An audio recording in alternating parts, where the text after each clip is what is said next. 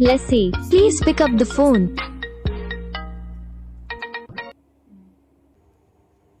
Hello hello sister. చెప్పండి, ఎలా ఉన్నారు? బాగున్నాను సిస్టర్. కాదు సిస్టర్, మీరు ఖాళీయేనా?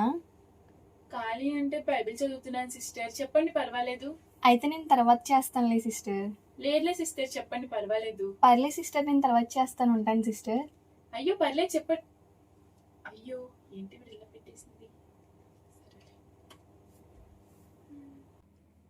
ఏంటి వీడు ఇలా పెట్టేసింది ఫోను?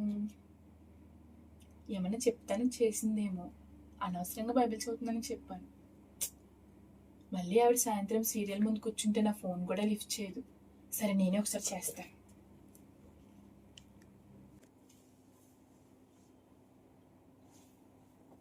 ఎత్తట్లేదు ఫోను.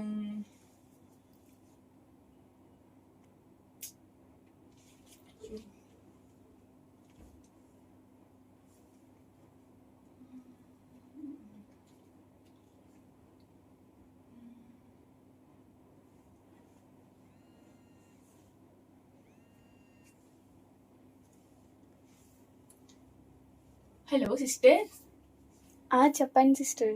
ఫోన్ పెట్టేశారు ఏంటండి అలాగా? అంటే మీరు బైబిల్ చదువుతున్నాను అన్నారు కదా సిస్టర్, అందుకని పెట్టేశాను సిస్టర్. బైబిల్ పర్వాలేదండి, తర్వాత అయినా చదువుకుంటాను నేను. మీరు చెప్పండి. పర్లేదులే సిస్టర్, తర్వాత చేయండి సిస్టర్. బైబిల్ చదువుకుంటున్నారు లేదండి, కదా. నాకు అయిపోయింది, బైబిల్ స్టడీ అయిపోయింది సిస్టర్. చెప్పండి. ఆ రోజు మీరు సగం చెప్పి ఆపేశారు సిస్టర్.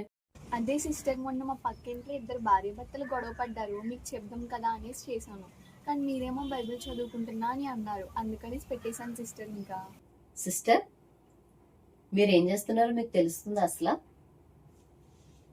బైబిల్ చదివిన దగ్గర నుండి కూడా ఎన్ని ఫోన్ కాల్స్ వచ్చాయి.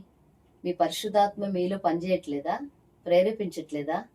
బైబిల్ చదవటం పూర్తయ్యే వరకు ఎవరితో మాట్లాడకూడదని మీకు అర్థం కావట్లేదా సిస్టర్? అలా చేయకూడదు తెలుసా? అప్పుడు బైబిల్ గ్రంథంలో ఏం చదవవో నీకు అర్థం కాదు. నీకు అర్థం కాలేనప్పుడు ఎదుటి వారికి నువ్వు చెప్పలేవు. కాబట్టి ఎవరైనా ఫోన్ చేసినప్పుడు నేను వాక్యం చదువుకున్న తర్వాత మీకు ఫోన్ చేసి నేనే మాట్లాడతానని చెప్పాలి సిస్టర్. ఓకేనా? ఇక నుంచి అలా చేయండి. అప్పుడు మిమ్మల్ని చూసి అందరూ నేర్చుకుంటారు. మీరు చెప్పింది కూడా నిజమే సిస్టర్. నేను చేసింది కూడా చాలా తప్పే. ఇంకెప్పుడు ఇలా సమయాన్ని వ్యర్థం చేయను సిస్టర్. బైబిల్ చక్కగా చదువుకుంటాను.